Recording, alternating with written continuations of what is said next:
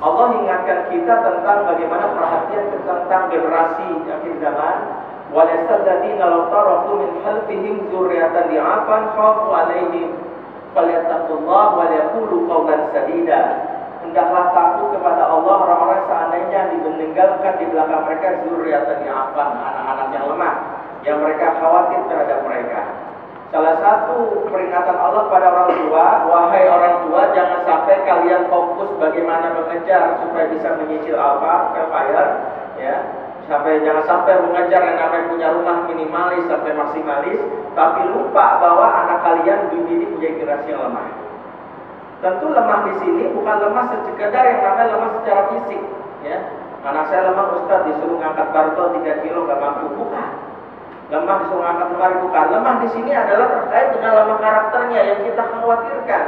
Ya, bukan lemah fisik, lemah skillnya, lemah pola pikirnya, lemah finansialnya, lemah mental dan spiritual. Intinya lemah karakternya.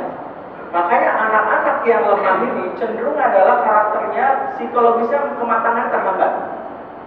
Data tahun Kementerian Dignas tahun 2011 saya dapat dari kawan saya bahwa usia psikologis anak-anak sekarang itu setengah dari usia biologisnya.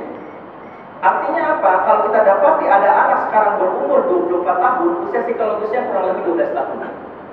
Maka jangan heran kita dapati ada anak SMA ngomongnya kayak bayi gitu, cius, miapa, macaci, anelan, macama, tiang dan sebagainya. Ya, artinya secara konsep bahasa saja menunjukkan seberapa kualitas psikologis Anda. Itulah kenapa anak sekarang, saya terkaget-kaget ketika Profesor Sarlito di sebuah diskusi di UNJ pernah mengatakan statement begini, menghadapi mahasiswa saat ini seharusnya Anda para dosen berpikir seperti menghadapi siswa SMP 20 tahun yang lalu. Kenapa? Karena memang penelitian mengatakan anak sekarang lambat mata secara psikologis, biologisnya bongsor, ya badannya besar, tapi kelakuan anak sekarang anak. Makanya wajar mereka ditantang laki-laki untuk menikah, nggak berani. Sementara generasi terdahulu Rasulullah SAW ketika ada hadis Rasul yang mengatakan, ya masyarakat syabab, man istata'a minkumul ba'a falyatazawwaj. Wahai anak muda, jika kamu mampu albah, segera menikah. Apa mana albah? Imam An-Nawawi mengatakan mana albah adalah mampu berjima, mampu bersetubuh. Artinya laki-laki kalau sudah mimpi basah nikah, perempuan sudah menstruasi nikah. Hadis ini dipahami oleh Umar bin Abi Salamah, makanya ketika dia mimpi basah pertama besoknya nikah. Ya, Imam Malik ketika menemui anaknya namanya, saya lupa namanya, Muhammad, itu ikhtilam pagi-pagi dibangunkan, nah kamu mimpi basah, besoknya nikah. Kenapa? Karena mereka secara psikologis sudah siap. Ya, makanya mereka cuma nunggu kapan ya saya mimpi basah nikah.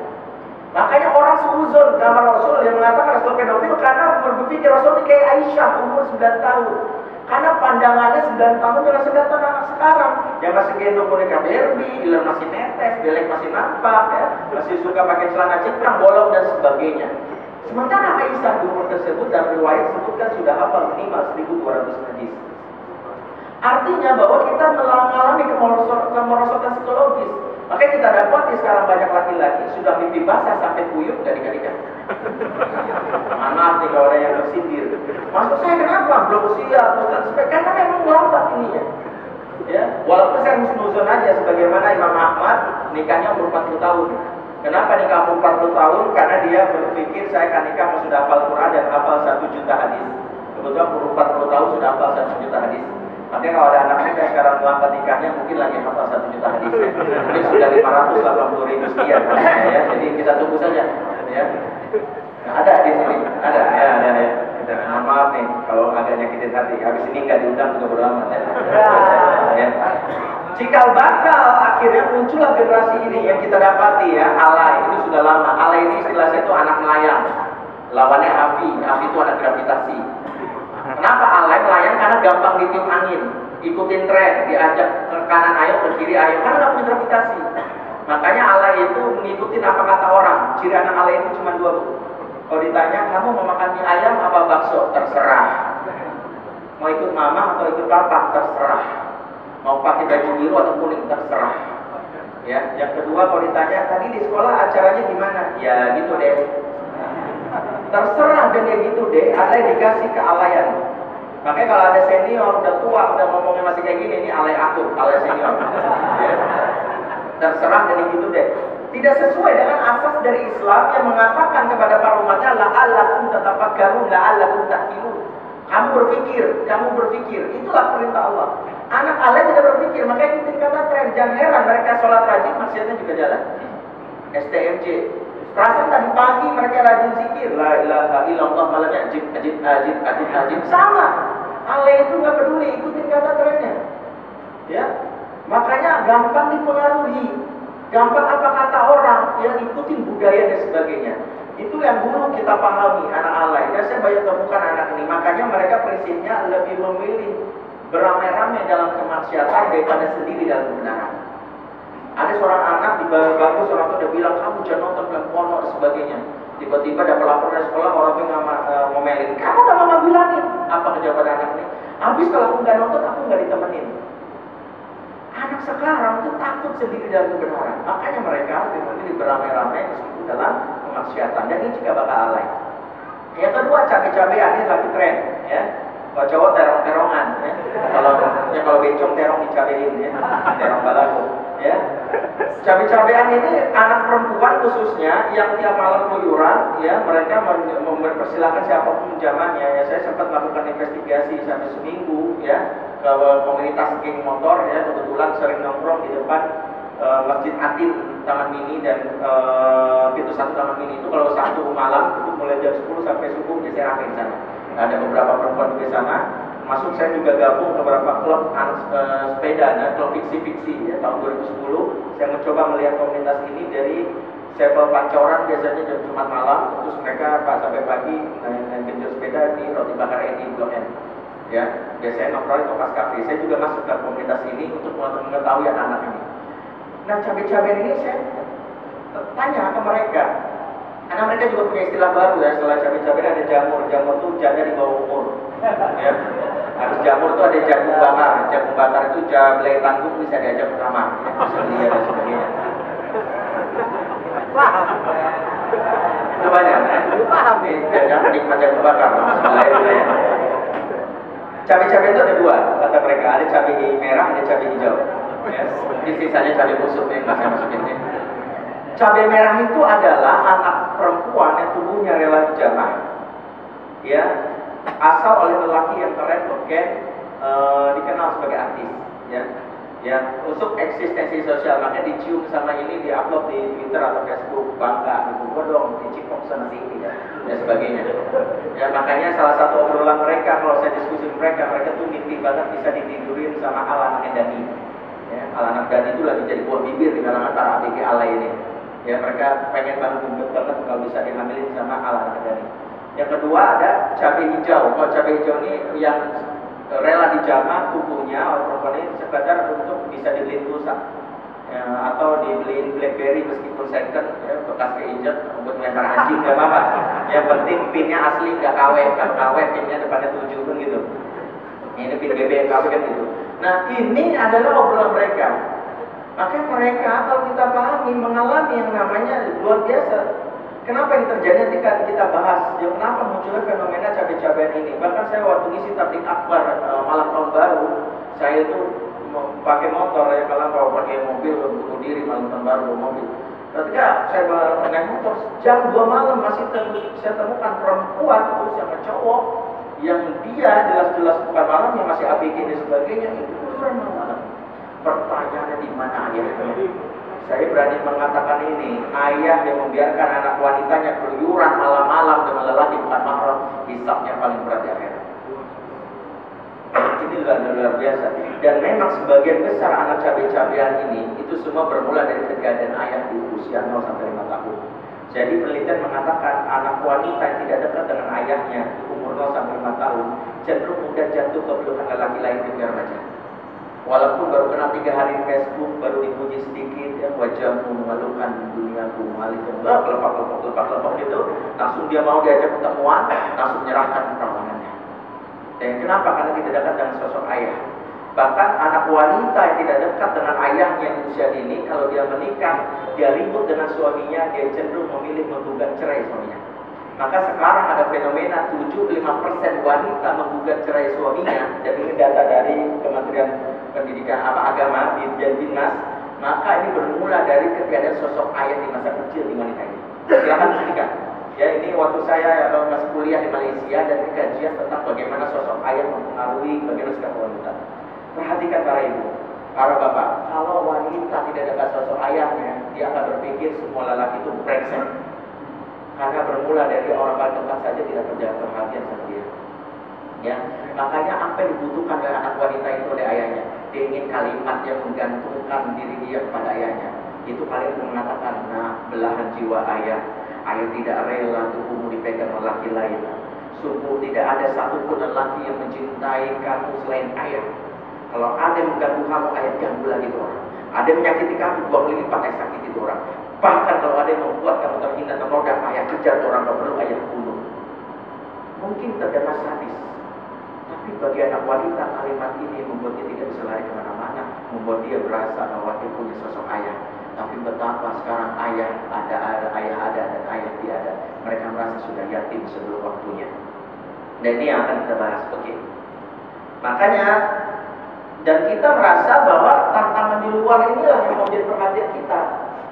Tantangan di luar ini yang saya jabarkan ini dalam bentuk berbagai macam turunannya. Pada dasarnya tidak akan menyerang anak kalau anak kita imun.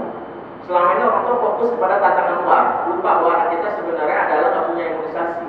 Padahal sekuat apapun tantangan luar, kalau anak itu imun, punya antivirusnya, maka dia bisa lebih kokoh dalam menghadapi perubahan zaman. Ini yang terjadi di luar, pola makan, prestasi instan, ya, dipaksa anak kita supaya mengejar prestasi. Kita juga orang tua, ya, akhirnya berpikir kebutuhan materi makin tinggi, ya. Dulu cukup dengan rumah minimalis, ya, tidur sudah bisa selonjor dan cukup. Sekarang nggak bisa kalau nggak punya DVD, nggak punya ini. Makanya suami sadar diri, gajinya nggak bisa cicil Alphard, ya, makanya istrinya disuruh kerja. Jadilah anak kita dititip ke orang lain.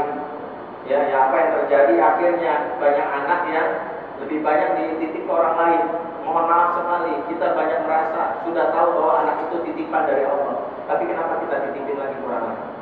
Apa Allah salah titip?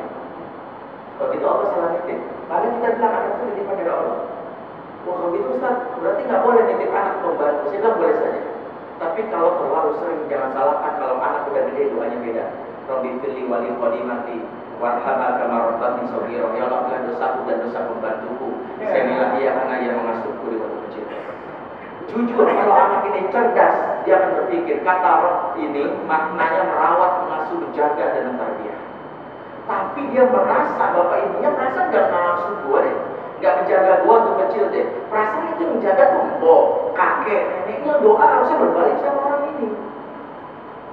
Makanya kenapa tuntutan zaman ini membuat kita akhirnya berpikir, kan sudah saya berikan yang namanya kebutuhan kamu materi kamu. Banyak anak fisiknya dipenuhi tapi jiwanya kosong.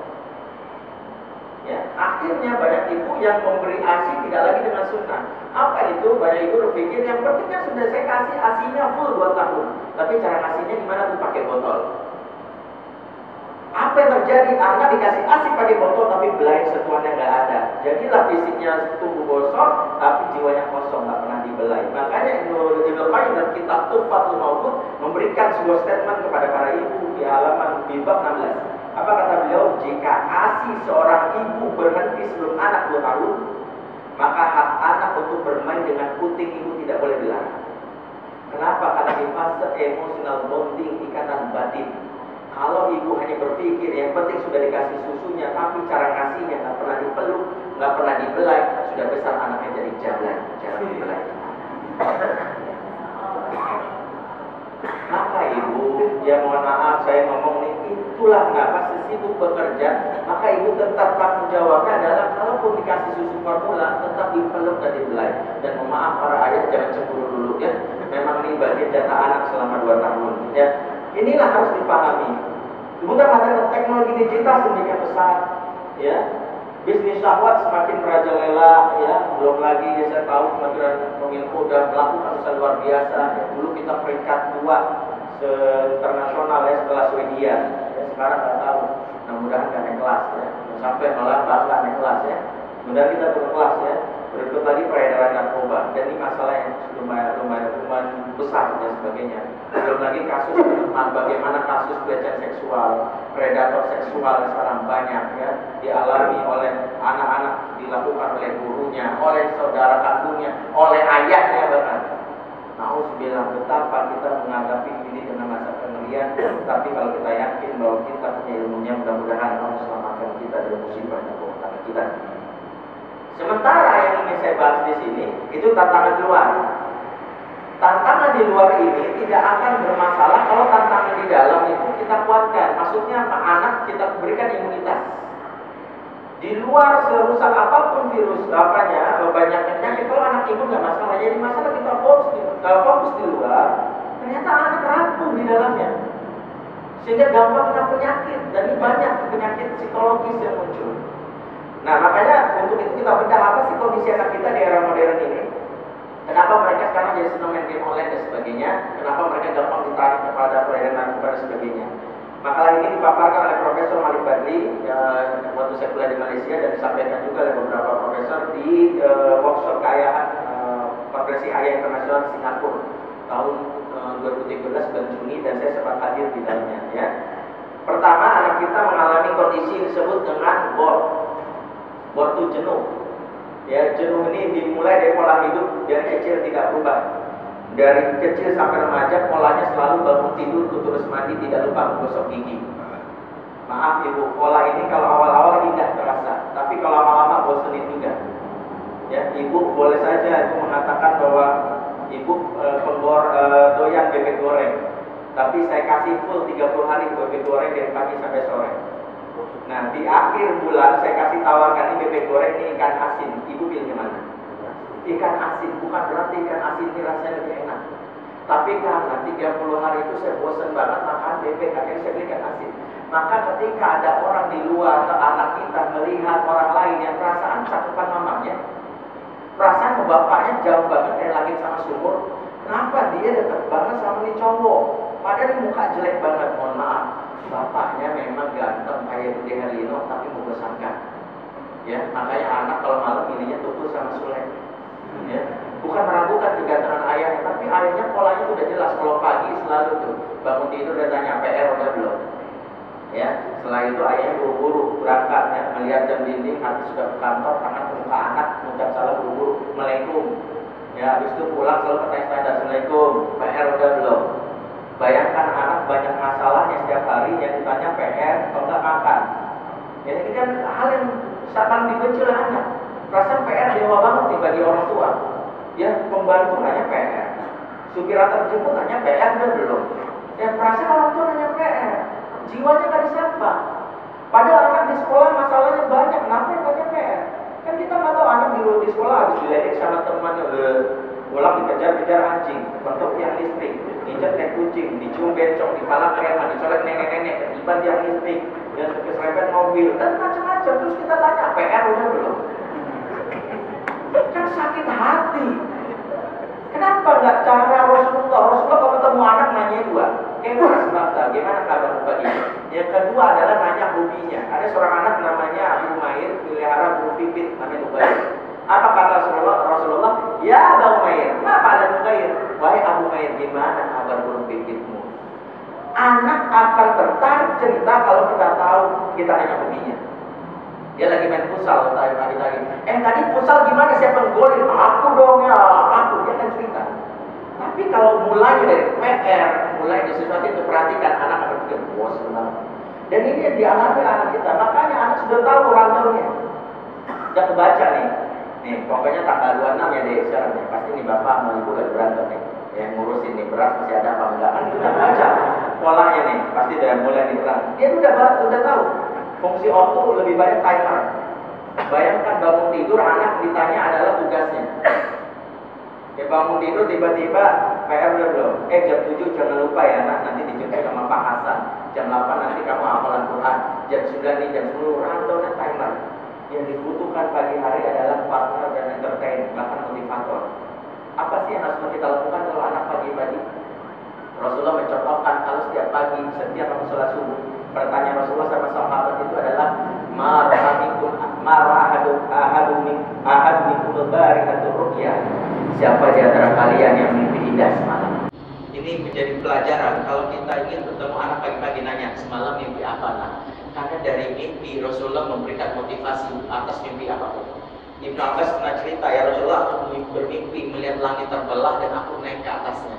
Maka Rasulullah mengatakan kepada Ibnu Abbas, wahai Ibnu Abbas, kelak engkau akan dimuliakan bahkan oleh seluruh penduduk langit. Wih, di mana dia nggak pernah motivasi? Ya, bahkan ada seorang sahabat mimpi buruk namanya Ibnu Umar. Dia mimpi suatu malam ditarik dua malaikat diajak keliling neraka.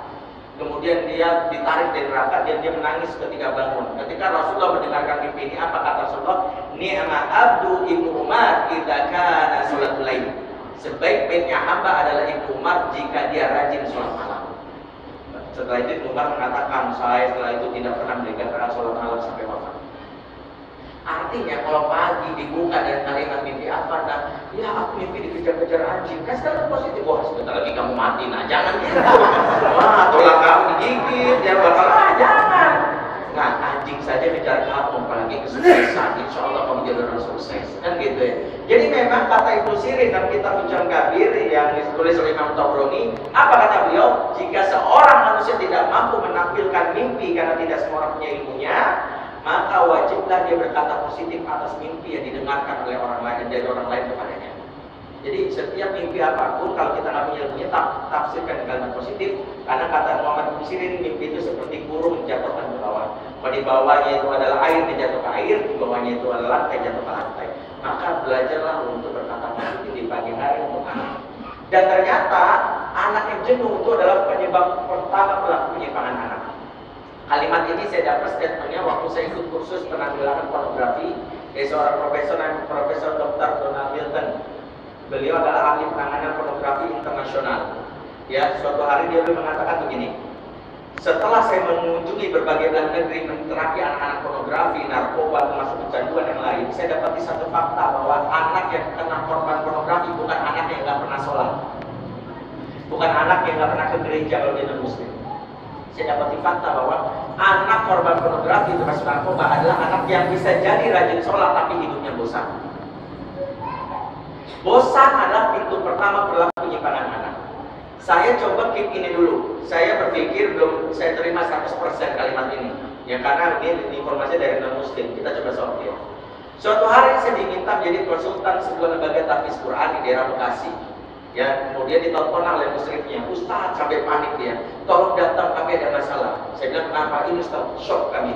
Anak kami, beberapa anak ini sekitar belasan, jam 12 malam lompat pagar dari asrama.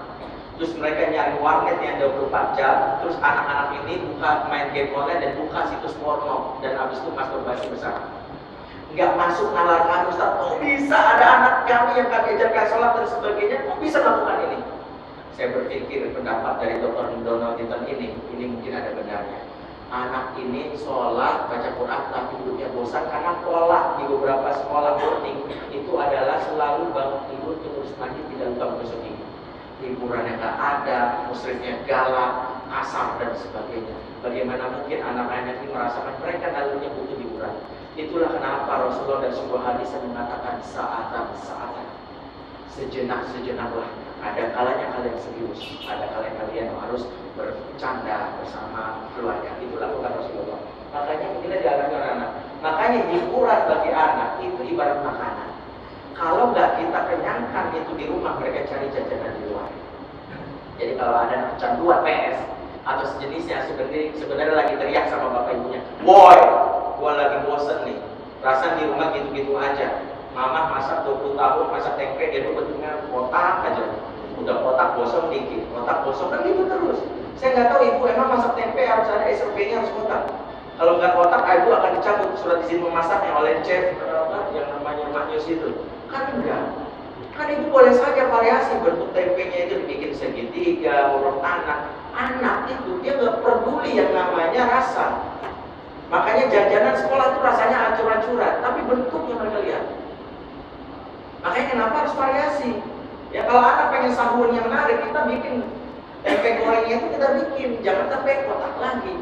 Suatu hari saya berinisiatif sama istri saya ketika anak kami yang kedua 4 tahun mau belajar sahur, kami ingin masak sesuatu menyenangkan buat dia. Istri saya memasak tempe itu dibikin huruf nama anak. Jadi nama anak saya Faris, digunting huruf F, terus digoreng. Pelan-pelan sekali. Habis itu bangunkan bilang, nak ini ada spesial buat kamu. Kita, ini kan huruf aku. Dia semangat sekali makan ya, nasi yang masih panas itu dimakan dan tempenya sama sekali gak dimakan. Kenapa? Takut hurufnya kepotek. Ya. Jadi kan nanti rusak lagi ya. Tapi makannya semangat. Kemudian dia bilang, kenapa gak dimakan? Nah, ini kan hurufku gak boleh dimakan, nanti rusak dan sebagainya. Tapi intinya tuh anak pada nasi doang seneng. Karena sebenarnya dia merasa ada sesuatu yang baru. Nah, inilah variasi. Makanya kenapa belajarlah dari orang tua entertain. Rasulullah salah satunya. Bagaimana hidupnya sudah sapi rumah melayap terminal. Tahu keluarga terminal? Keluarga terminal itu cuma transit. Dia naruh tas bentar pergi lagi. Makanya kalau di terminal ngomongnya basa-basi.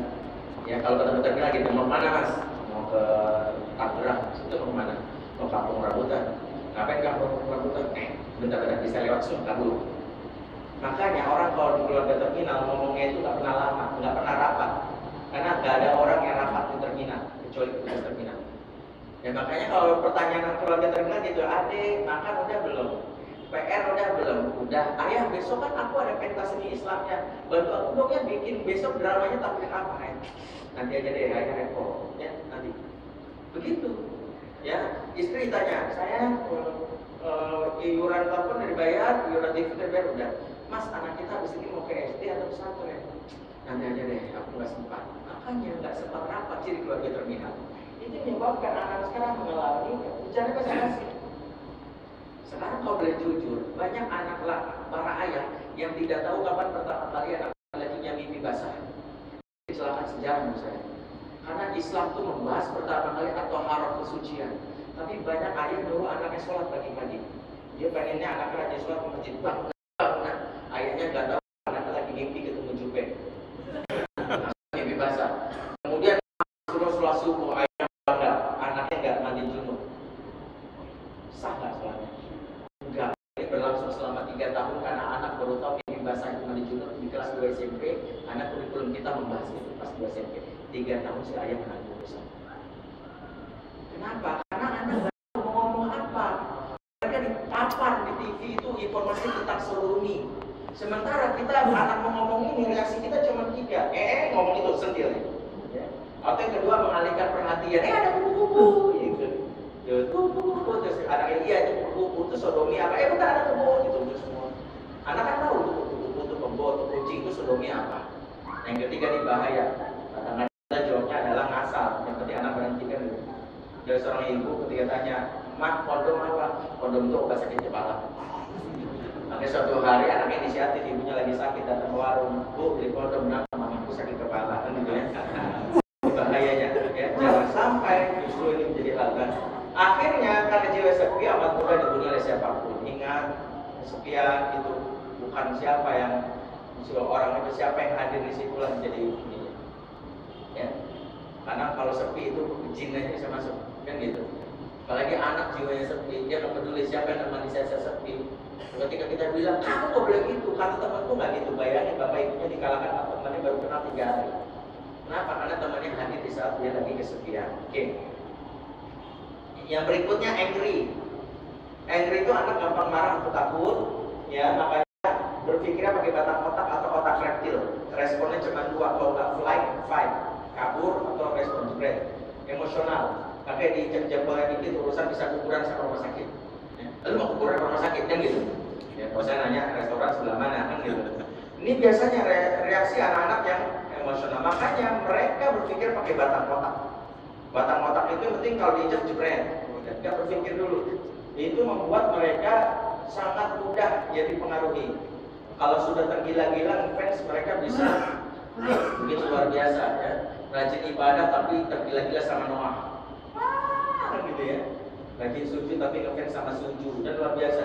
Ya makanya anak sekarang tuh nggak rasionalitas. Ya sholat rajin tapi tadi.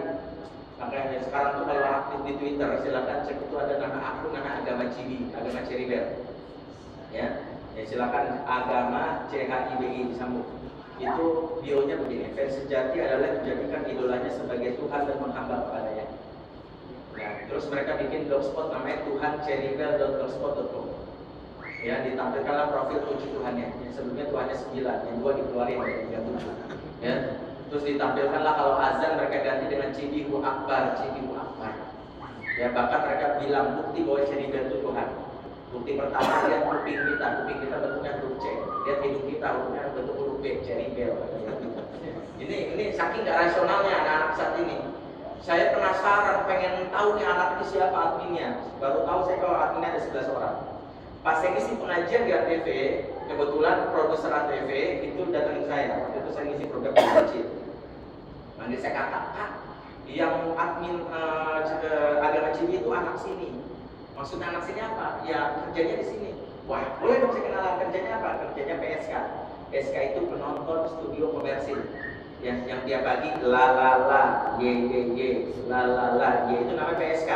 Dan ada 1.500 anak PSK di Jakarta dikoordinir oleh Kapur Bangsa Agensi dan Eli Agensi yang menawarkan 4 hal ke mereka.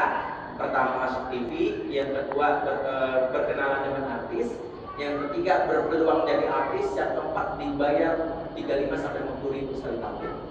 Ya, maka mereka begitu senang karena mereka ketemu sama idola mereka. Ya, nggak peduli lagi.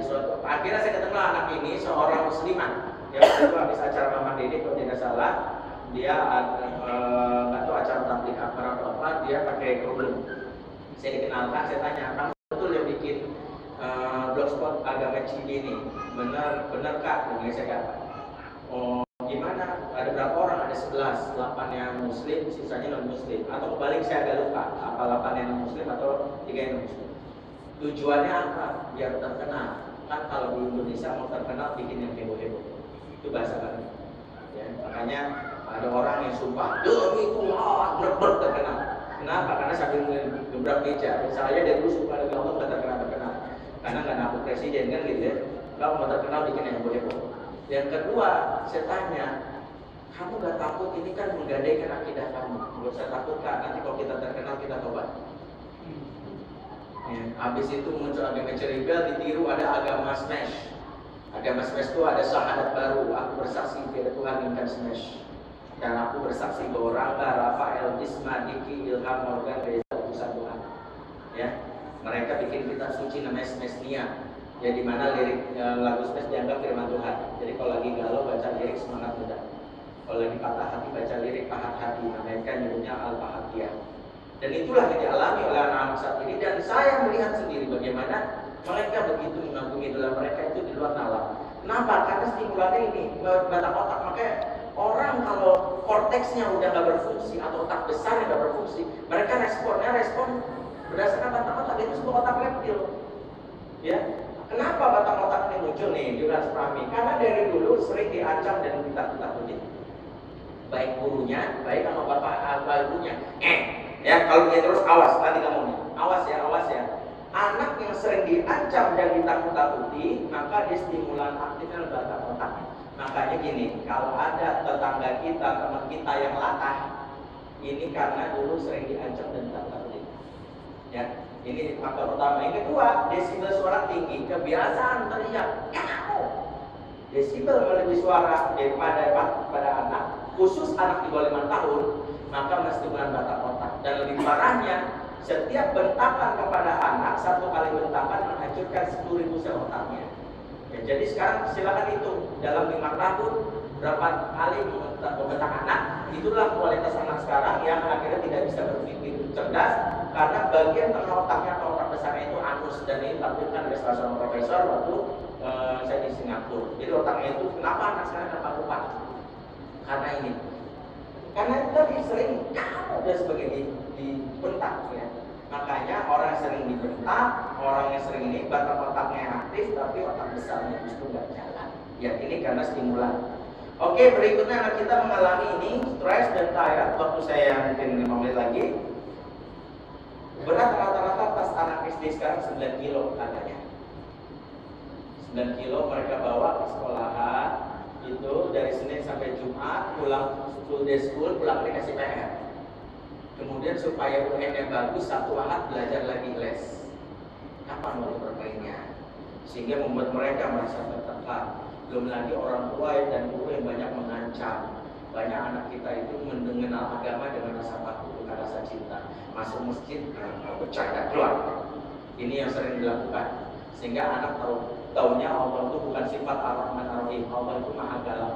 Karena buktinya Ustaz galak-galak banget. Dan ini yang terjadi sama anak-anak saat ini. Dari kecil udah diusir dari masjid, ada nongkrong di game online. Ya, sementara tukang game online ramah-ramah. Adek, sini, cuma 3.000, ayo. Tukang game online 3.000 ramah. Logikanya mereka pilih yang mana? Bayar nggak apa-apa, yang penting gue disenyumin. Kenapa nggak Ustaz dan para bapak dan ibu meniru Rasulullah? Ketika Rasulullah melihat ada sahabat bernama Sofwan di depan pintu masjid, Rasulullah katakan, marhaban ya thalabal ilmi, selamat datang wahai penuntut ilmu. Marhaban dalam bangkit dalam Islam itu sambutan berkamaku. Kenapa Ramadan dipanggil dengan marhaban? Itulah kenapa Sofwan dipanggil dengan marhaban. Tapi terjadi anak sekarang baru masuk uji diajak, kalau bercanda alasnya. Yang terjadi anak sekarang itu mereka takut beragama bukan cinta. Yang bisa, yang ada muncul kalau mereka bisa sholat udah cukup, nggak peduli suka sholat apa. Makanya di rumah yang bisa sholat mereka sholat, pas sudah ngekos mereka merdeka. Yang di rumah ditanamkan hafal Quran, karena tanamkan bisa, tapi nggak suka. Makanya pas sudah SMP hafal bukan bertambah tapi berpindah. Ya, cuma udah babnya bukan juz 30 Ustaz, udah juz 29 dulu itu waktu SD. Makanya di sekolahan Islam di rumah pakai jilbab, di luar liar, tampilkan itu. Kenapa seperti ini? Karena kita lebih banyak mengenalkan neraka daripada surga. Padahal ayat Allah lebih banyak mengatakan wa ma arsalnaka illa mubashshira wa nadhira. Tidaklah kamu diutus Muhammad kecuali kasih kabar gembira dan peringatan. Itulah kenapa ada sahabat yang marah, Rasulullah katakan la tablo wala jannah. Bukan gini, mana neraka ya? Bukan gitu. Jangan marah untuk surga. Ada yang leyeh-leyeh lagi jihad untuk selesai udah males-malesan. Bahasa Rasulullah apa kepada anak muda ini? Sari'u ila jannatil arduhas samawati wal ard.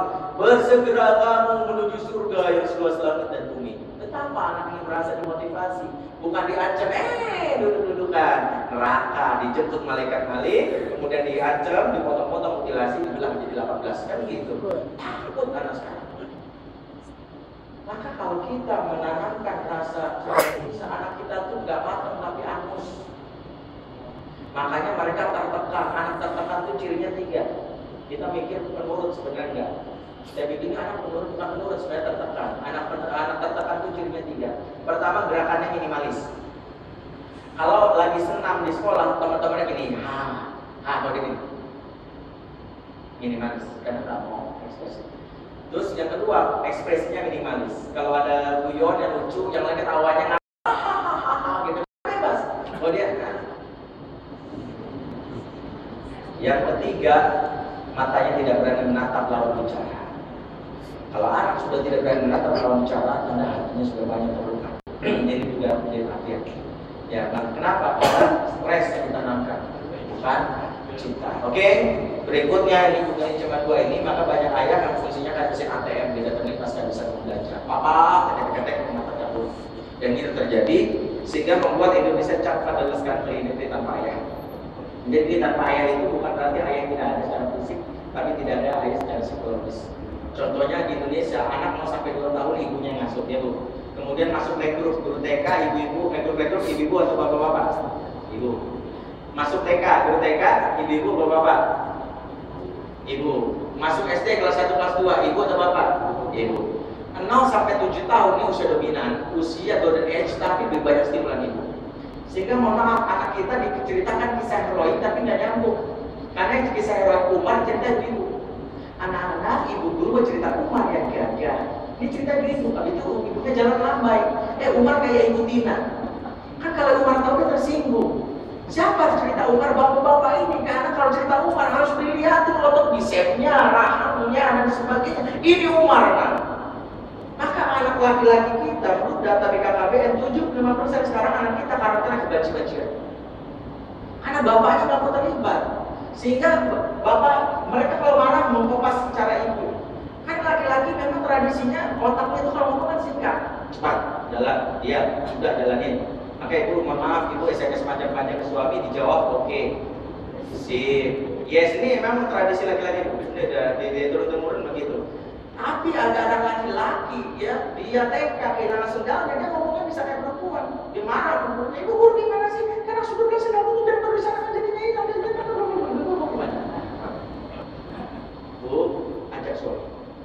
Itulah kenapa kita mengalami usia terpenuhi. Dampaknya nih,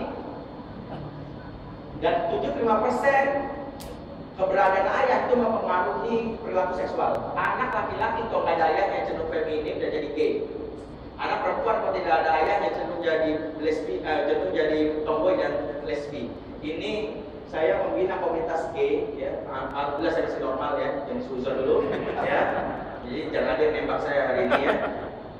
Saya tanyakan ke mereka, semua punya masalah dari sosok ayah. Maaf, termasuk Olga, ya saya bongkar sini dan saya sudah isi sama Olga. Dia cerita bagaimana, kenapa dia sering panggil Mama Olga. Karena salah satunya karena tidak ada sosok ayah masa kecil. Ya termasuk sosok Ustadz yang tengah di TV itu, saya tanya waktu di gedung di Makassar, karena itu tidak ada sosok ayah. Itu dampaknya, makanya cerita ke anak-anak, ayah itu membuat anak tidak bisa mengambil keputusan, ya. Pemimpin yang tidak diasuh oleh ayahnya di masa kecil, maka cenderung jadi pemimpin yang berasuh di masa depan, yang lambat mengambil keputusan dan suka curhat serta sebagainya. Dan itu terjadi. Ya, ini dampak pada hanger, ya, tiada ayah. Nah, bagaimana Islam memandang nih? Ada sebuah artikel menarik ditulis oleh Iwa Sarah Al Dakhil Abu Thairi, judulnya Iwarul Aba Ma'al Fil Qur'anul Karim wa Tatbiqatul Tarbawiyah. Ternyata Quran memuat 17 dialog pengasuhan tersebar 9 surat. Rinciannya 14 dialog itu ayah dengan anak. 2 dialog antara ibu dan anak, 1 dialog antara ortu tanpa nama dengan anaknya. Artinya kesimpulan pertama adalah ayah harus lebih banyak dialog dengan anak dengan ibu dan orang lain. Itulah kenapa kisah-kisah Quran itu ayah dan anak dialognya. Maka ajaklah seperti ini. Terakhir saya sebutkan pernyataan yang Al-Qayyim dalam kitab Tuhfatul Maulud di bab 15 beliau katakan wa idza tabarta fasadu fil aulad ra'aita armatan min jibalil aba. Jika ada amati kerusakan terjadi pada anak-anak, penyebab utamanya adalah ayah, bukan ibu.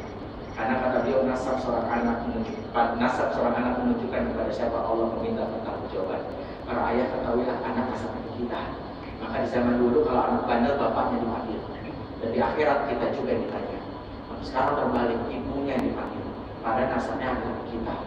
Jujur kita yang akan berat menghadapi hisab ini. Makanya Al-Qayyim sejauh hari memperingatkan, jangan sampai karena kesibukannya kita nggak tahu urusan anak. Padahal kita yang akan ditanya. Itulah kenapa salah satu yang ingin diluruskan adalah al-umum marsudul ula. Ini pepatah lama. Yang benar adalah al-umum marsudul ula wal abu mubiruha. Ibu madrasah pertama seorang anak dan ayah adalah kepala sekolahnya. Jadilah ayah kepala sekolah yang meskipun sibuk tetap jarang ketemu anak, tapi punya 4 fungsi. Pertama, menyamarkan sekolah. Yang kedua, meletakkan visi dan misi sekolah. Yang ketiga, evaluasi. Yang ketiga, eksekusi jika anak bermasalah. Jika ayah kerjanya cuma ngurus genteng bocor, keran hilang, ini bukan ayah kepala sekolah, ini ayah penjaga sekolah. Ya. Karena itu upgrade diri ayah menjadi ayah kepala sekolah. Penutup, saya ingin setelah ini para ayah ngomong sama istrinya, saya setelah ini tidak akan aku biarkan kamu menangis lagi sendirian. Karena setelah ini ada wanita lain yang mendampingi kamu, kan gitu ya. Senang aja ya. Enggak ya, bercanda ya. Maksudnya kita akan terlibat masuk bersama-sama ya. Itu saja, mohon maaf jika ada yang salah. Mungkin kajian terlalu panjang. Taufiq wal hidayah. Wassalamualaikum warahmatullahi wabarakatuh. Mengenai tren topik ini juga bilang tren. Tapi di tren ini saat ini kan banyak korban-korban itu ya Pak. Untuk bekal ke anaknya itu gimana ya supaya dia menjadi kreatif sendiri. Kita kan tidak 24 jam mengawasi anak. Dan anak-anak kan tidak tahu yang namanya itu ya. Lalu bagaimana memberi pengertian ke mereka dan mereka bisa dipilih sendiri. Ya. Dan faktor untuk tidak father hunger ngomong ke suami gimana ya? Oke. 2 hal. Pertama, saya jawab singkat, kalau kurang mungkin nanti bisa di SMS ke saya atau di WhatsApp. Bagaimana mengenalkan anak supaya punya bagaimana pertahanan sendiri di luar orang asing. Pertama, emang jalin emotional bonding dengan orang tuanya di umur 0 sampai 2 tahun. Itulah kenapa di umur ini bapak harus sering bagaimana beradu muka dengan muka, bahkan hidup dengan ibu dan anaknya. Karena harus wajah ayah yang pertama kali scan dan wajah ibu pertama kali scan, bukan wajah pembantu atau orang TV, dalam TV. Karena itu akan mempengaruhi anak ketika membaca. Yang kedua, manfaatkan pada momen saat memandikan anak. Kita bilang, nak, tubuhmu berharga. Maka ibu tidak akan izinkan siapapun memegang tubuhmu. Kalau ada yang memegang tubuhmu, teriak, bahkan lapor sama ayah dan sebagainya. Ya, ini kemaluanmu, jaga kesucianmu. Itu yang harus tanamkan. Yang ketiga, kenalkan 3 jenis sentuhan. Pertama, sentuhan pantas. Nah, kalau ada menyentuhmu di bagian atas sampai ini, itu sentuhan pantas, itu kasih sayang. Silakan, gak apa-apa. Yang kedua, ada sentuhan meragukan. Kalau ini antara kasih sayang dan nafsu. Biasanya orang itu udah berputar-putar dari bahu, dia bermain ke pinggang, nyolek dikit. Itu untuk ngetes, tes case. Sebenarnya anak ini mau atau enggak. Sebenarnya dia mau melakukan pelecehan seksual. Nah, ini terjadi beberapa sekolah saya tangani, ada guru yang melakukan pelecehan seksual, itu tes case. Anaknya dicubit ininya, biasa saja. Akhirnya maaf, dipeluk anaknya, dimasukkan tangannya ke bagian dadanya, dilepas dan sebagainya. Maka bilang, ini sentuh ragukan. Kamu boleh mengatakan, aku gak suka. Yang ketiga, sentuhan haram di bagian ditutupi pakaian kena, itu bagian dada dan kemaluan. Kamu boleh teriak. Yang ketiga, kita bilang, nah, pakai nuranimu. Seorang anak dinampingi malaikat yang akan menjaga bersih. Kamu bisa tahu orang baik atau tidak. Kalau kamu merasa tidak nyaman, tinggal di orang ini. Anak insya Allah fitrahnya akan bisa membedakan itu. Itu kenapa sasar radar sensori anak itu ada di tangan. Jangan salahkan anak kalau nggak mau salaman sama orang yang baru dikenal, karena radarnya lagi main. Dia ingin identifikasi itu orang siapa sih. Kadang orang tua nggak sabar salaman, kamu nggak sopan, bukan. Biarkan dia sedang memainkan radar. Memang siapanya Pak, siapanya Umi, kenapa aku salaman? Karena dia ingin mengidentifikasi ini orang siapa. Entah kalau dia melihat bagaimana Habibnya dekat sekali orang ini, sebagai lama-lama dia cuma. Jadi jangan paksakan anak, karena kalau kita memaksakan anak untuk ramah sama siapapun, ya akhirnya itu adalah blunder buat anak. Sehingga dia tidak lagi memakai radar sensori dia di tangan untuk semua orang disalamin semua. Sampai tuh supir angkot ketemu jalan salam. Itu kan bukan begitu cara pendidikan Islam. Berikutnya yang kelima adalah kenalkan yang namanya pohon kekerabatan. Bedakan antara orang asing, antara kenalan, antara teman, sahabat dan saudara, mahram dan bukan mahram. Saudara itu bagi dua. Abi, Umi adalah mahram kamu, dia boleh melihat tubuhmu. Ya, abang mahram kamu, tapi kalau abang kamu harus tutup juga dan sebagainya ya. Terus nanti bilang kalau sama paman mau tapi harus tutup. Kalau sama tukang sayur itu bukan mahram kamu, dia kenalan. Kamu boleh cerita kalau mau sama orang yang kamu kenal, kamu boleh katakan maaf, aku nggak tahu. Jadi bedakan. Ya, itu yang harus kita tanamkan kepada siapa. Bagaimana tentang pada hangar? Pada hangar ini ibu harus bicara kepada suami, lakukan dua hal. Kalau sudah terpenuhi kebutuhan perut dan dibawa perut suami baru ngomong. Karena ngomong kalau suami masih lapar dan masih bergairah, mohon maaf, itu tidak akan diterima. Hormonnya akan menolak itu semua. Maka kalau ngomong sesuatu yang sensitif, termasuk mengasih uang belanja, mudik gitu, penuhi dulu, layani dulu seperti Ummu Sulaim, makan kenyang, diajak ke raja, puas, setelah itu baru ngomong. Ngomong pertama adalah maksimal 10 kata pertama. Karena suami hanya bisa mendengar 10 kata awalnya pertama. Di luar 10 dia tidur. Ya, makanya ngomong jangan terlalu banyak. Mas, tadi aku dapat seminar daripada kantor itu berapa tuh? Oh, pembicaranya Mas cakep ganteng ya, jangan ngomong gitu. Yang lain gitu ya. Nah, setelah itu nanti lama. Ngomong pertama 10 kata yang menarik. Ngomongnya gini, jangan menyalahkan suami. Mas, aku khawatir anak kita masuk neraka. Itu cuma gitu. Kan suami bilang, kenapa kamu khawatir anak masuk neraka? Iya, soalnya anak kita doainnya aku aja, kamu enggak kan gitu. Itu kan anak durhaka ya Mas. Masa aku doang didoain, kamu enggak didoain? Anak kenapa kalau enggak ya? Kira-kira gitu ya. Saya mohon maaf, saya jagoan di Ciputat, dia tidak keburu ya. Jadi saja. Assalamualaikum warahmatullahi wabarakatuh.